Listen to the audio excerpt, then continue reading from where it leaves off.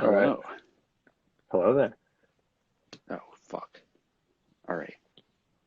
Oh, General Kenobi. All right, so there's nobody watching. Watching. It's not But, what we like. oh dear, I'm too close. Okay. It's upside. Yeah, I mean, it gives us Why? What complete is creative control. that? It does. Oh shit, Eric Eisenroth. All right, so let's not Welcome. just pay attention to who's watching. We should get to the point, right? All right. Yes, I need This is to reverse engineer a stand for my phone. all right. While you're doing that, I guess I'll introduce the program for Where's our my fucking knife? one and only viewer. This is Carlos and the Chicken, right? Our new program. We're going to be basically discussing whatever The fuck we want. we feel like talking about. I mean, there's basically no rhyme or reason, right? So today, I think what we're going to be discussing is the general political situation that's going on right now. Next week, we'll probably talk about something pop cultural to vary things up. You know, we don't want to be boring. Um, so, are you ready over there? Uh, One All second. right. So, Eric wants to know what the fuck is going on in here. Oh, nice. I like it. We'll have this ready. Well, okay. So let's talk about politics in the time of coronavirus, right? It's something. It's So something. first, we should talk about the presumptive nominee for the Democratic Party is, of course, Joe Biden. Yeah. And um, now, whether you like him or not, it's something that we kind of have to accept. But what I've personally been wondering about, and I think that we're pretty apt to talk about this, is the sort of apathy that the people that supported Bernie have Yeah. for anything now. Um, you know, obviously, you and I are probably the most apathetic people ever, right? And so Give it a running. I'm not. For a while after Biden became the clear front runner, I was thinking to myself, well, what's the point in even voting? And I think a lot of people are having that thought process, right? So, um, of course, for every person that doesn't vote, and there are a lot of people that probably are planning on not voting now, um, there's a greater and greater chance of Trump winning. I think everybody is saying, well, if I don't vote, it doesn't matter. But that's how, obviously, the amount of people saying that makes it, um, I mean, it's such a large amount of people. Yeah. And so um, I'm really wondering how, because I could have predicted that Biden was going to get it after Yeah. There's. South Carolina, right? Because the performance among black voters by Sanders was dismal, right? Yeah. And then Buttigieg dropped out, and I said to myself, well, Klobuchar will drop out, and then he'll at least get Minnesota, right? Yeah. Because of her endorsement. And with the momentum from South Carolina, he's going to do very well on Super Tuesday, which he did. And I mean, it wasn't bad for Sanders, but even California was a sort of, you know, which people were saying, oh, well, he's going to carry California. And I thought to myself, well, I doubt it. And he only got, what, 60% of the vote, I guess. Yeah. And so he really, really lost momentum there. And it became sort of a wash. And now Biden is obviously the only person in the race, but still, he, Sanders did get a significant amount of delegates, and which is not to say that they won't obviously go for Biden, but it is also a clear indication that the party is, even though now they're trying to unite the party behind one candidate, I do think, and although it's happening earlier than it did in 2016, Yeah. I think that One positive note. it's still a little bit too late, right? Because when's the convention? August? Yeah. Well, So, currently. well, yeah. Well, that's another thing. So, what I do wonder is I think that Biden has a clear advantage in at least one way. I think that Trump very much relies on campaign events, on big Yeah. rallies. And obviously, now he might just, with the rhetoric that Do them uh, anyway. he might just do them anyway, right?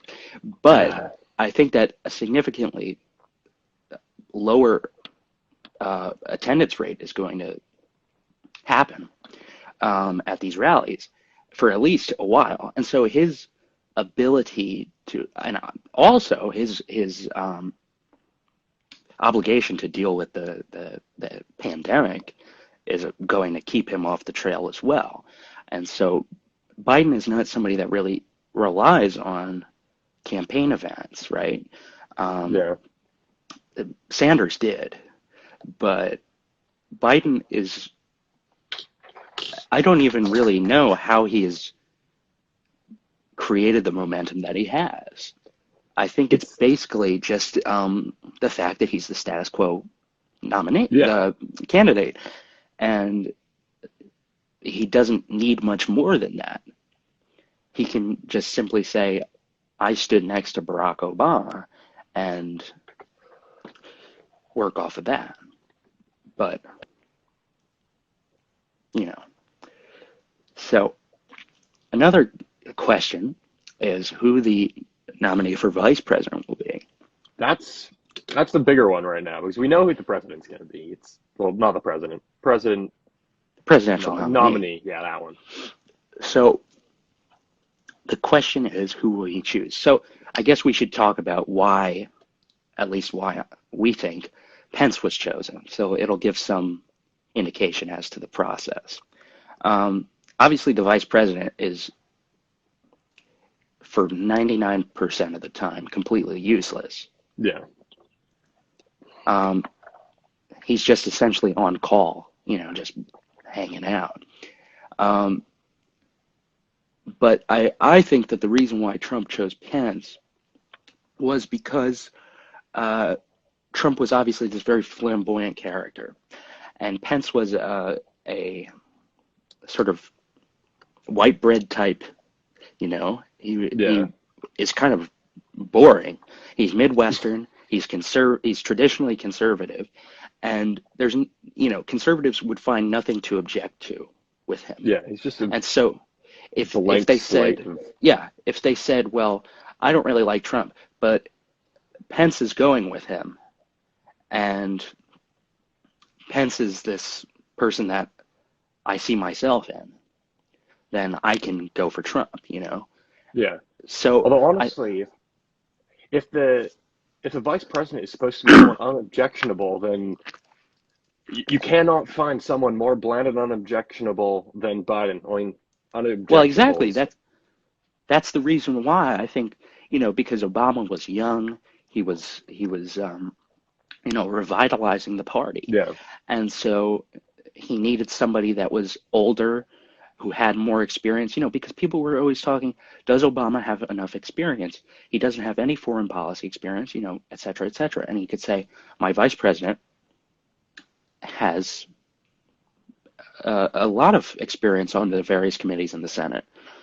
And he was that helped answer those questions. But in terms of practicality, Biden didn't mean anything. He's just a way for Obama to sort of put a damper on that criticism. And so Biden was, in that way, a pretty great vice presidential candidate. But as long as we're talking about this, I think what's interesting is that when you look at the history of the Democratic Party since Kennedy, how many Democrats have won? Let's see. Carter won, Clinton won, and Obama won, right? Yeah. So, and Johnson won, but you could say that Johnson and Carter both won because of the circumstances that they were in. Johnson won because he was running against an absolute madman, and he had just become president. He hadn't had time to really earn anyone's distrust. Yeah. And Carter, well, again, he won because the candidate that he was running against, who was Gerald Ford, was unpopular. So other than that, Carter lost in 1980 to Reagan, and who was it? Dukakis, was it, in 1988, I believe, who lost to George H.W. Bush. But Clinton won and Obama won, and let's take a look at them. And Kennedy, of course. They were these young, vital people who were, in their 40s, early 50s, who, excuse me, who sort of represented, even if they didn't ideologically really, because Clinton was not in any way a progressive, but they appeared to be on the surface level, sort of a new guard. They were young, they were handsome, they were very charismatic. And the times that the Democratic Party has lost, is Al Gore an attractive, charismatic man? I mean, John Kerry maybe in 1970, but John Kerry in 2000, what was it, 2004, he was kind of, again, there wasn't really time for us to, the tide of popular opinion to turn against the war in Iraq. And now, and Hillary Clinton, I should say, not very charismatic at all, in contrast to Bill Clinton. Yeah. A lot of people find her personality completely a turnoff. And now Biden, who really doesn't have a personality, again. And so that works for vice presidential candidates. And it might work for Republican candidates. I mean, Nixon got elected, George H.W. Bush got elected, George W. Bush got elected. Yeah. I think that conservative voters like somebody who is modest and completely, normal looking, as opposed to Democratic voters who look for somebody who's younger and more charismatic. Say about that what you will, but I'm not sure if that will come to be a factor in this election. Not that Bernie Sanders is attractive and young, obviously. Yeah. But he is exciting, and he is exciting. Whereas Buttigieg was not attractive, but he was young. Yeah. But he wasn't charismatic. He wasn't energizing. It takes energy. And so in a way you have the worst of both worlds, right?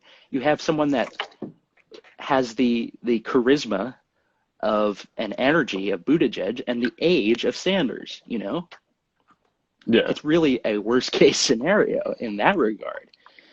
But again, the vice presidential candidate, just like Biden may have helped solidify support for Obama in 2008, the vice presidential candidate may help win Biden some support.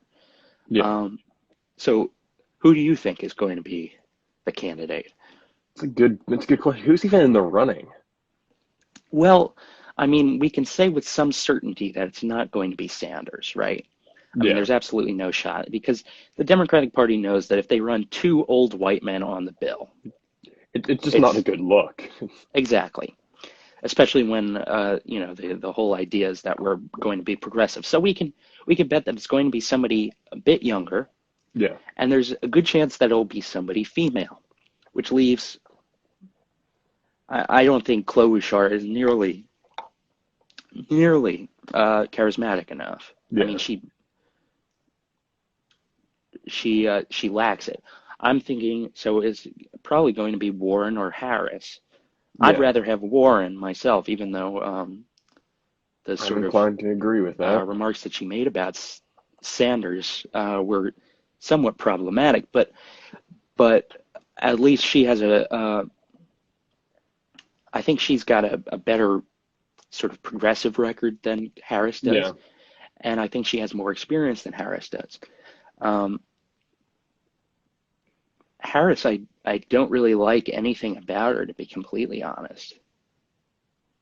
She's not Yeah. progressive in any way, you know, and there's really no, It almost reminds me of Bill Clinton apart in the from the way fact of that she is in the way of there's nothing to her except that she's what?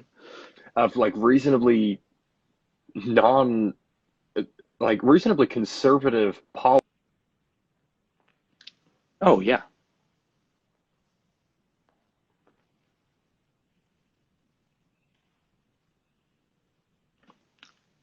definitely, definitely. That's the thing. I mean, when you look at what the Republicans did to welfare from the end of the Johnson administration up until Clinton, and you look at what Clinton did to welfare, Clinton did what Republicans had always been too scared to do. Clinton rolled back welfare. He cut it, cut funding to it. The Republicans were always Yeah. too scared to do that.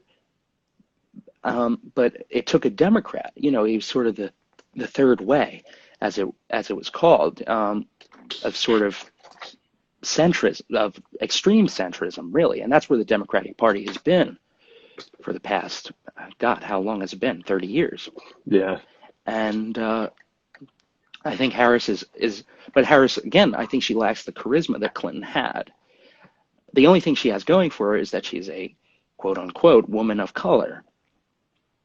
And, but in that regard, I don't think that she's even necessary because Biden has already proven that in spite of his rather patchy racial record, Yeah. he can win over black voters without having a vice presidential candidate who is a person of color. I mean, he can simply just wave his magic wand and say, I was Barack Obama's vice president. Yeah. And people will suddenly forget that 9 years after Martin Luther King was assassinated, Joe Biden in 1977 said, I do not want my children to grow up in a racial jungle.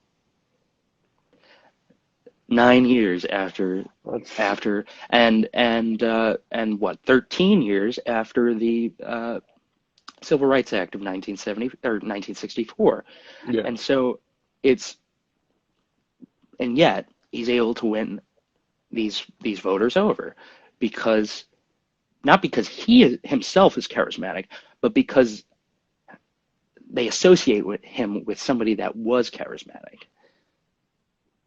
And so it's sort of degrees of separation is what this election is becoming, Yeah. right?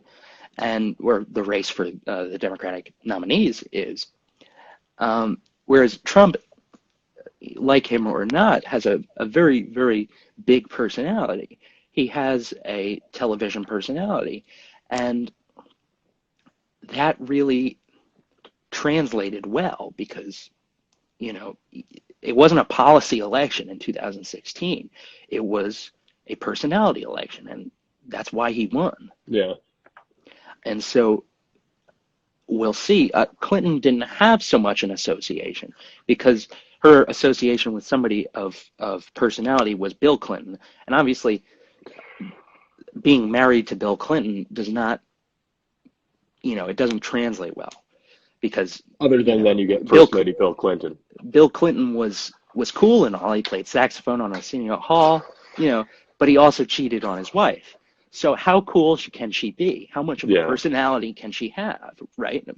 I'm not saying this myself, but this is whereas Biden has this sort of what's been sort of mythologized as this bromance with Obama, and so it's become this sort of this association between him and Obama, strangely enough, is much, much stronger than the association between Clinton and her husband, which might just simply be because Clinton got out of office in 2000. I mean, 16 years before Hillary Clinton ran. Yeah. And Joe Biden was vice president up until 2017. So, well, January 2017. So it's much more recent. I mean, a lot of people look back fondly on the Obama administration. Yeah. People of both sides, actually. I mean, some people on the right do, but I think increasingly, you know, in 2016, what was interesting was there was this whole Stop Trump campaign, right? And we were all talking about, well, it could be a contested convention, right? And they could just completely rig the whole thing so that Trump doesn't win. And everybody was hoping that would happen. And a lot of Republicans were really just derisive of Trump. But now you've seen them completely close ranks around him, right? I mean, McConnell has completely supported him, and there's basically no, apart from Mitt Romney, in 2017, if they had tried to impeach Trump with the same evidence, I think they would have gotten a lot of, or if they had tried to remove Trump from office, rather, I think they would have gotten a lot of Republican votes with the exact same evidence. So I think that it's an interesting note, because it's been a smashing success for Trump. I mean, not on the policy level. Yeah. I mean, in terms of that, he's done basically nothing, right? I mean, there's been absolutely nothing to speak of in this presidency, but he has consolidated his support, and that will make him very formidable in this election. I think a lot of people are underestimating him. So I think he's going to get he's going to get the whole Republican Party, and he's going to get a good amount of default votes for him when people who are Democrats and leftists don't vote, you know? So it's going to be, I think, a Trump victory, a close victory, but it's going to be a Trump victory. If we're going for opinions. But anyway, let's talk about Joe Biden as a person. Joe Biden may or may not be a rapist. Now, yeah, I mean, you could have probably inferred this from his treatment of Anita Hill back in, what was that, 1990? Whenever that was. Yeah. I mean, something right. His treatment of her kind of, you know, in retrospect, it makes you say, well, okay, this makes a little bit of sense in light of the recent allegation. But obviously, you can't infer that much from, you know, he could have just been an asshole, I suppose. But the allegation sort of makes, you know, as much as we've said that Biden is an improvement over Clinton in the personality department, only not because he has a better personality, but simply by association. Yeah. But in terms of women's rights, it's in complete regression, right? Even if he does have a female vice presidential candidate, it's going to be a complete regression, because you've gone from a woman, a female candidate who was qualified, you know, like I personally very much dislike her, but she was very qualified. Yeah. I have to say that. Would she have made a good president? Absolutely not. But she was very qualified. And you've gone from that, a very, very qualified woman, to a man who has a very, very qualified accusation of rape against him. It's like a complete turnaround in that way. And so they'll try and save face by having a vice presidential nominee that's a woman. But I don't think that it will help. It might sort of marginally help. It might, on the surface, help. but it's not going, did Geraldine Ferraro in 1984 help Walter Mondale win? No.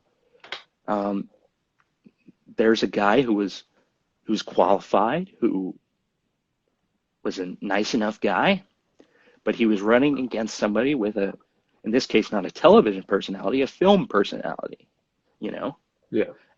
And so he didn't win. He got swept, right? And so I'm not thinking that it'll be a sweep. I wouldn't go so far as to say that, because I think Biden is trading off of that Obama charisma, and that's going to Yeah. do him better than anything Mondale had, because Mondale was, again, sort of a white bread type guy. Yeah. Um, but I do think that he will have significant problems in this race. Yeah. So one other thing that I think is interesting is the Obama endorsement, right? Yeah. So obviously Barack Obama has endorsed his quote unquote good friend, Joe Biden. What I find it most interesting about this is that he waited until it really wasn't a matter of any competition. There were no more candidates. There's nobody else he could have endorsed at that point. I mean, talk Yeah. about chicken shit, right? It really, to me, it says that Obama has very little confidence in Biden. Yeah. He would have, I mean, no matter who the Democratic nominee was, he was going to endorse them. But the fact that he waited that long to endorse his vice president is really, I think, an indictment of Biden. I think it's a very, very strong indictment of his electability. Yeah. That until Sanders completely dropped out, even as his momentum slowed to a complete halt, even as that happened, Obama was still not willing to sort of make a committed choice to somebody that was supposedly his best friend for 8 years, his constant political compatriot. To me, that seems odd. If he Yeah. really loved Biden, as he says in his endorsement video, I think that he would have endorsed him as soon as he announced his candidacy, or at least after Super Tuesday. Yeah. And so for me, it's just such a lack of faith. And for me, that's all really that needs to be said, is that he did not have faith in his own vice president to endorse him up until now. What does that say? I don't know. Yeah, But silence is saying more than really his endorsement here. Exactly. It, as it were, actions speak louder than words. And I'm not sure what the general establishment is feeling, though. I suppose Obama would be representative at this point, as odd as it is to say, of the establishment. Yeah.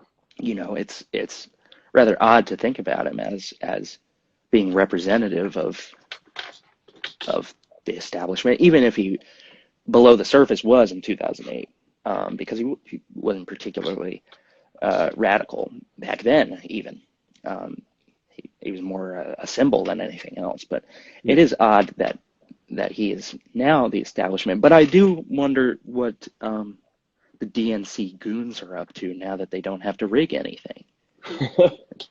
I mean, good question. Because for a while there, it looked like it was going to be Buttigieg, which would have been very, very fascinating to watch. I'm almost sad that it didn't happen, even though I don't think he in a million years could have won against Trump. Biden has a better chance, I think. But it would have been very, very fascinating to watch him attempt to run a campaign. But in any event, it didn't happen that way. And the DNC got what it wanted, I guess. And not even, I mean, if you want to be bitter about it, you could say, well, the DNC fixed it. they rigged it against him. People who are saying that need to shut up because they're wrong. The votes the votes weren't there, and like it or not, Sanders must have not done enough. Maybe he Yeah. couldn't have done any more. Maybe people just didn't want him. But whether that's the case or not, whether he could have done more or he couldn't. Oh, Max says Joe should go full send and choose AOC for VP. Now that would No, be. that would be I was interesting. I was actually Max. I was actually wondering about the feasibility of that. How old is AOC anyway? I She's mean, like mid-20s, isn't it? is it? I would assume that the minimum there has to be a minimum. It might not be written down in the Constitution, but I would assume that the minimum age for vice president would be 35 because you can become president, obviously, if you're the Yeah, vice president, and the minimum age to run for president is 35. So, I mean, maybe next time, Max. Better luck next time. It would be a very, very interesting choice, but I think she would end up having sort of a similar impact to Palin on McCain back in 2008. Somebody that, not to say that they're not that they're similar politically or anything. I Yeah. don't even think that they're similar personally, but the simple lack of expertise and experience, I think, would really undermine the campaign. As much as she is young and energetic, I think that would be it would not only trigger the conservatives. I don't think it would trigger the conservatives. It would open up a massive, massive gaping hole in the campaign strategy. It's going to be a woman, I think, but it's going to be somebody older, of course, because that's the way Yeah. that the Democratic Party is going nowadays. But I mean, really, when you think about it, it's a miracle that Obama got the nomination in 2008. How that happened, I'm still not sure, because I forget who was running against him. it was Clinton. Was it? Yeah, and he only He tried. gained the momentum towards the end of the race. She was the front runner. I mean, he was a sort of dark horse, as it were. Read Some into that what connotations of that. read into that what you want to. I do not mean that in any sort of. I will say this now. I do not mean that any sort of racial connotation. It is an idiomatic expression. Anyway, uh, he was the dark horse in that race, and just like McGovern was in 1972. But obviously, McGovern didn't win because McGovern was not nearly as charismatic as Obama. And I suppose McGovern wasn't running against one single person. But I would compare actually Biden to well, I suppose I would compare him to McGovern. I mean, I don't think that he has the. No, I think I'd compare Buttigieg to McGovern, actually, and I'd probably compare Biden to Humphrey. He wasn't a true dark horse like Obama. Well, you don't think McGovern was a dark horse? I think McGovern was a dark horse because in the early stages of the election, it was Ted Kennedy, who didn't actually announce a candidacy, but he was still a front runner, as Muskie was big. And it was only later, I think, that McGovern started to really pull things together. And I think that was a reason why McGovern really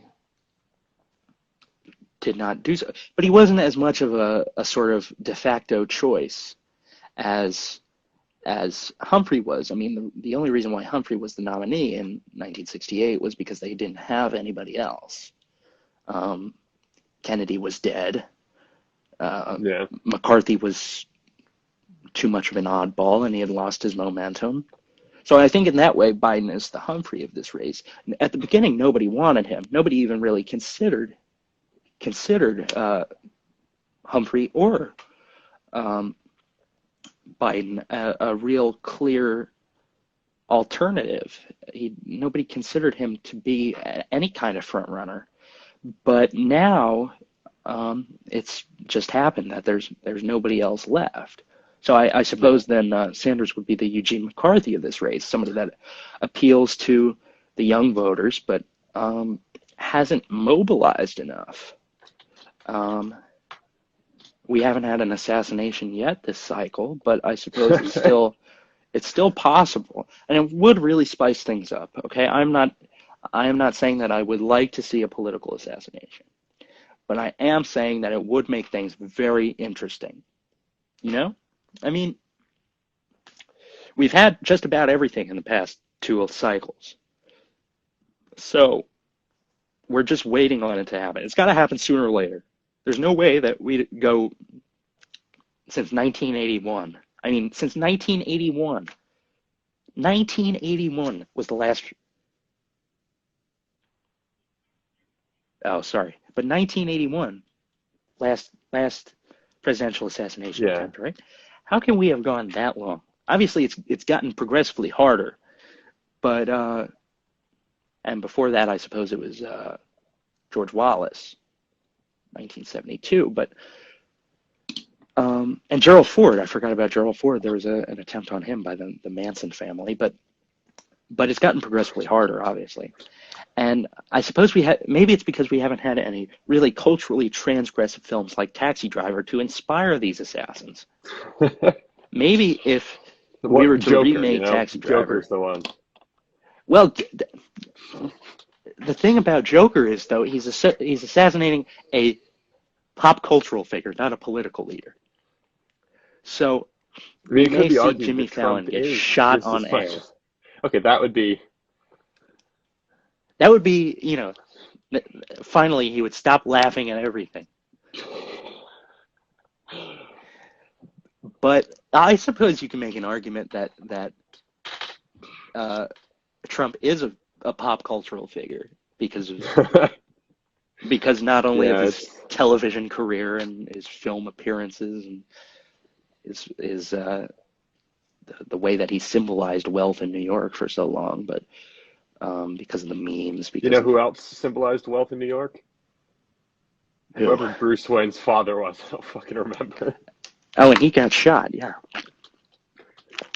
Well, that's an interesting question, Max. Well, not a question, an interesting statement about Cardi B. Cardi B is a woman who raped a man. Now she's going to be supporting Biden, who's a man who raped a woman. Now, I think that this is a true sign of equality, right? Women rapists and men rapists joining together.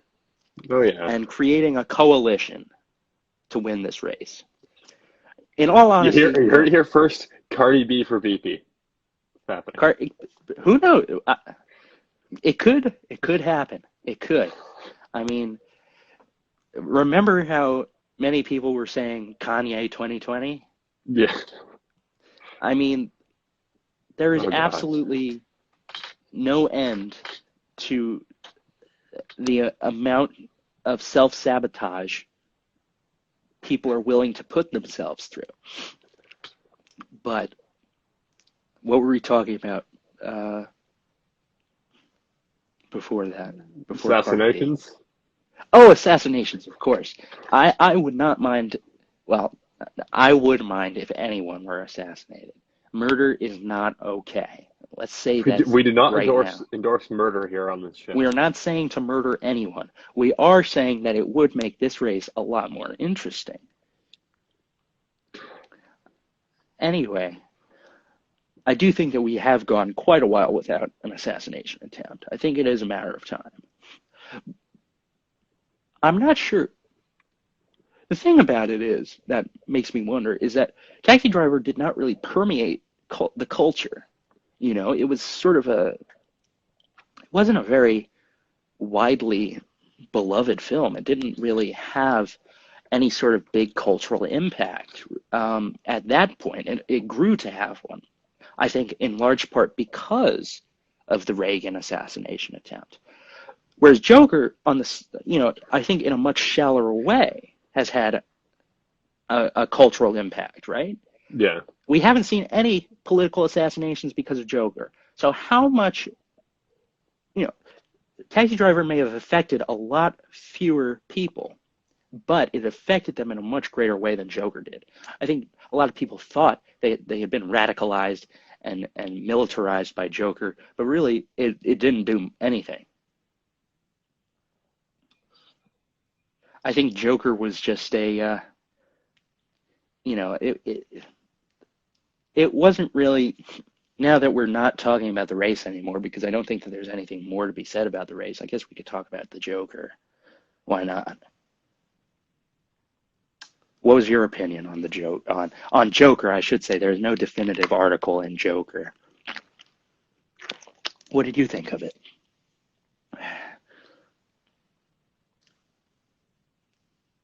Yeah, It seems like it was, for the I most part, mean, a movie it trying to wasn't. be edgy. It was. It was edgy, but again, I think it was in a sort of superficial way. Yeah, Um, it wasn't really, it sort of had these high-minded ideals um, about about class struggle, but it didn't really say anything new. It was extremely derivative. yeah, Um, it was basically Taxi Driver and King of Comedy rolled into one. And I mean, I, I like Taxi Driver a good deal. I mean, it's one of my favorite movies. But again, I think that Taxi Driver was very much informed by the period in which it came out. Taxi Driver, like, say, All the President's Men, was in a much more obvious way. It was very much informed by this sort of 70s culture of political disenfranchisement. And so that really seeps through Taxi Driver. It's not just, the fact that Travis Bickle attempts to assassinate a political figure who is running for president. There's a general feeling of complete societal apathy. Whereas Joker is not a contemporary set film. yeah, So I think that it really undermines its want, its desire to sort of be a comment on anything. It's not clever enough to do a Crucible type thing where it has an analogy for the current state of things. Um, so it just ends up being, oh yeah, there's garbage all over the streets in New York in the 70s. Remember that? No, nobody does because nobody was alive back then. But if you watch Taxi Driver, you can see the garbage on the streets. It's real garbage. So why don't you just watch Taxi Driver instead of Joker? That's where you end up. That's how it ends yeah, up going. I mean, there's absolutely no reason to watch it other than the performance. Joaquin yeah. The Phoenix is performance is good. good. But speaking of rapists, everything is connected by rapists because in the famous stair dance scene, of course, it's Gary Glitter, Yeah, Rock and Roll Part Two, who is a convicted. I take it under myself to maintain moral integrity by always watching pirated versions of that scene, so Gary Glitter gets no money. I'm not. I don't think he's getting any money anyway. Oh, that's why I don't watch any movies by Roman Polanski. As much as he may be a great director, he's also a convicted statutory rapist and regular rapist. Yeah, So, as much as you could say, well, it's about the art, not the artist. I think that's all well and good when the artist is dead or when the artist is not profiting from the art. Then yeah, fine, I can appreciate the art but when the artist is still able to profit from their art, like if I were to buy a DVD copy of Chinatown or Rosemary's Baby, then I would be directly supporting a fugitive from the American justice system, and not just a fugitive of the American justice system, which is obviously flawed. But Yeah. he's fleeing from a conviction of rape. He raped a 13-year-old. I mean, and so I suppose that some people, don't really have scruples about it. But Yeah. anyway, we need to stop supporting rapists and start supporting political assassins. I think that is the general It's the moral of the story here. the general tenor of this discussion is that we need less rape and more political assassination, because rape affects people who don't deserve it. People who are raped do not deserve it, whereas political assassinations affect people that in all likelihood do deserve it. I mean, let's be honest here. How many politicians deserve to live? It's a good question. I could think of maybe 3 who I would keep. I I kind of want to hear these. I guess I'd keep Bernie, and I mean he's going to be dead soon enough anyway. Unfortunately. I'd keep Trump for the entertainment value, and gosh, who else would I keep? I'd keep, not that he's really a politician, but I'd keep John Roberts around.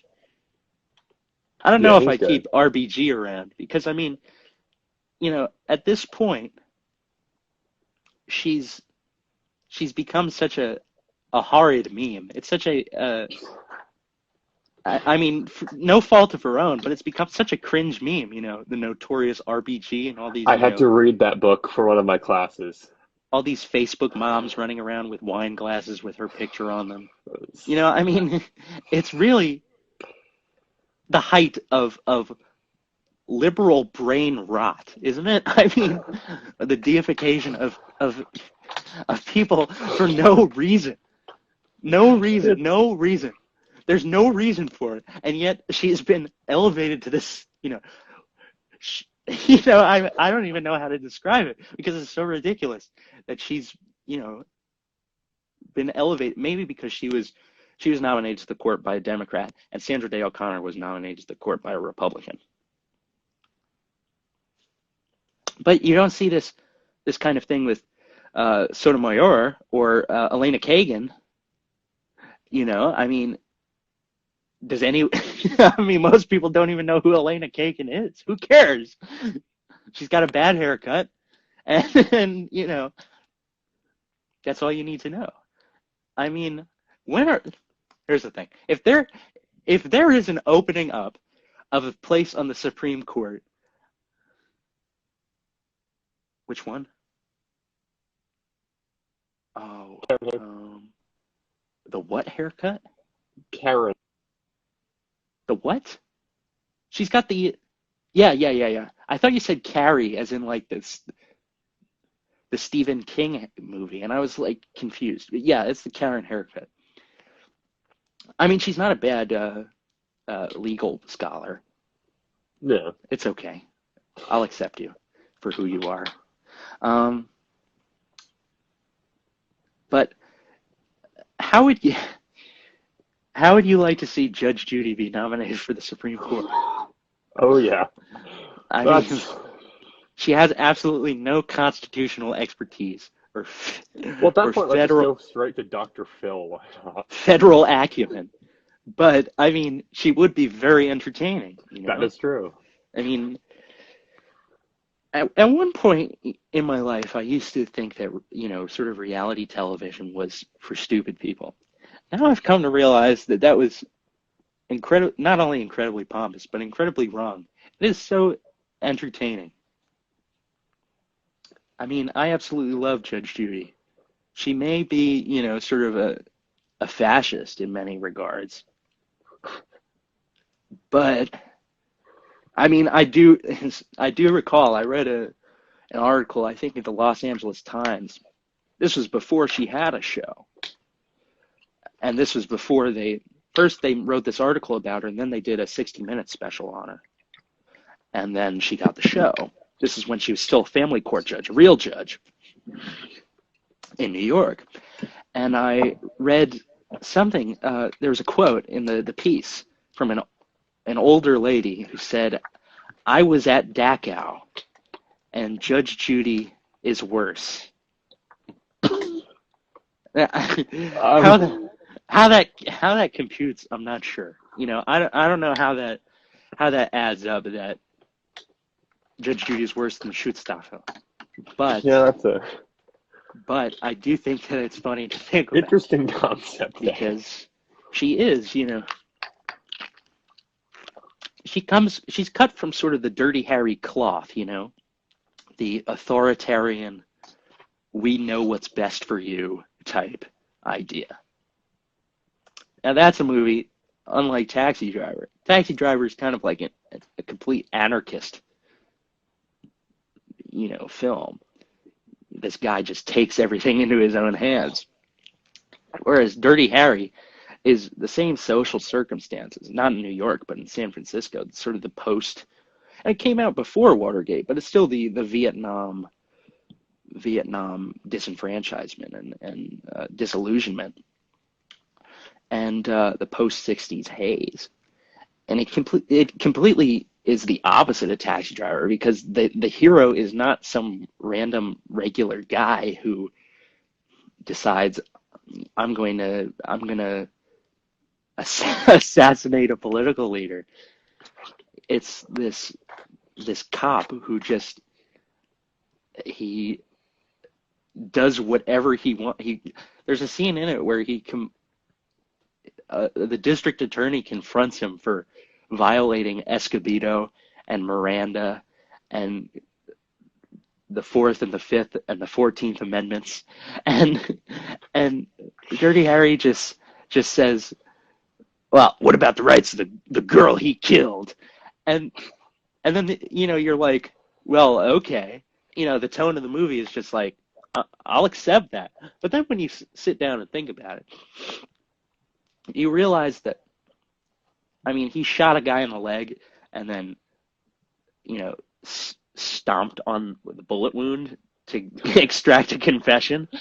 And you're rooting for this guy because you're like, okay, I know that this guy that he's stomping on is the guy, and the guy's, I want a lawyer, and you're like, fuck this guy, fuck this little guy who's killing people, who buried this girl alive, right? But when I divorce myself from having seen the movie, and I say, what if, just what if, hear me out, what if this wasn't the guy? What if this wasn't the guy? And then the whole movie takes on a completely different tone. Yeah, But it is a fascinating movie. I don't know if you've ever seen it, but it is kind of an adaptation of his character. It's on Netflix. It's good. It is Nazi propaganda. So, Tiger opinion on that. It is Nazi propaganda. I will admit that. It is Nazi propaganda. Because it is basically saying, this policeman can do whatever he wants. It's for your own good, that kind of thing, which always leads to authoritarianism, right? But, it is a nice enough little film. So there is some good stuff in there. But anyway, it's sort of an adaptation of his character in Westerns to his character in modern day, which is a fascinating idea, but do whatever you want. But alas, no political assassinations. And no real serial killers either. Millennials. I saw an article. Millennials are killing the serial killer industry. Because they don't leave the doors unlocked. Again,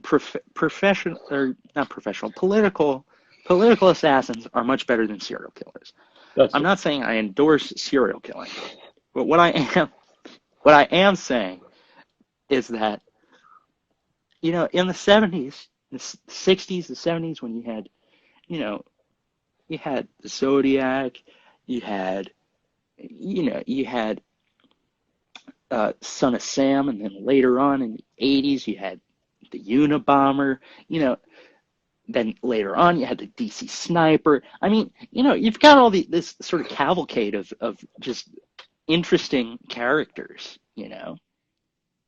and now we don't have anything. I mean, I think that we need a little bit of fear injected in our society. Don't you? Did you get that, or did I cut out?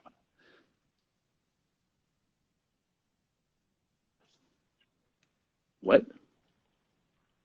I'm sitting right next to the fucking router.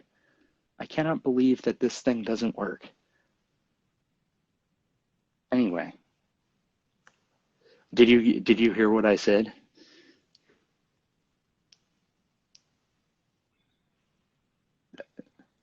Oh, I said that, we do need to have some fear injected into our we need fear injected into our society.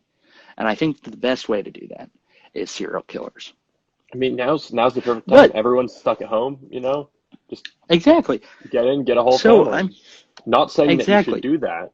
No, of Serial course. killing. No, but again, political assassinations are much easier to endorse than serial killing because it's a victimless crime to assassinate a political figure. It's a victimless crime. They're not real people. I don't know how many times I have to say this. They're not real people. You can do whatever you want. Just kill them. They're fucking lizards, man. I mean, don't have any fucking moral qualms about it, man. It's like killing a fucking iguana.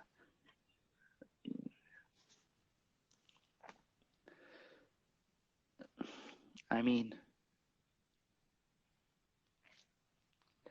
listen, it's because of the chemicals in the water, okay? It's the chemicals in the water.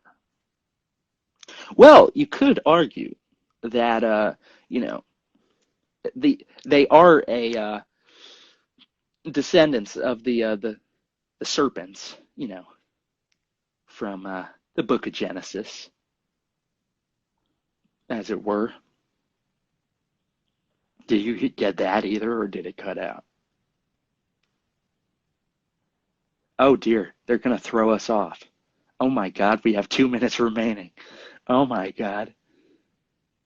How horrid. Well, anyway, to recap, I suppose the political figures of this country are serpents. They had their limbs stolen by God in the book of Genesis. And that is why they have to inhabit the bodies of humans, right? Because they have no corporeal autonomy, because they don't have limbs. They have to slither. So they possess the bodies of humans in order to get their limbs back, And hear me out. They are our political leaders. And so if you kill a politician, you are doing God's work. Now, I'm not saying that I am going to kill a politician. I'm not saying that Ewan is going to kill a politician. I am not saying anything. I'm not saying that you should kill a politician. Don't get me wrong, okay? Don't kill politicians. But if you were, but kill the serpents. This is not quite politicians. This is quite serpents. a leap. This is quite a leap. But if you were to kill a politician, I mean, what's not to like? You're not killing a person. You're killing a serpent. A manifestation. A physical manifestation of evil. You know what I'm saying?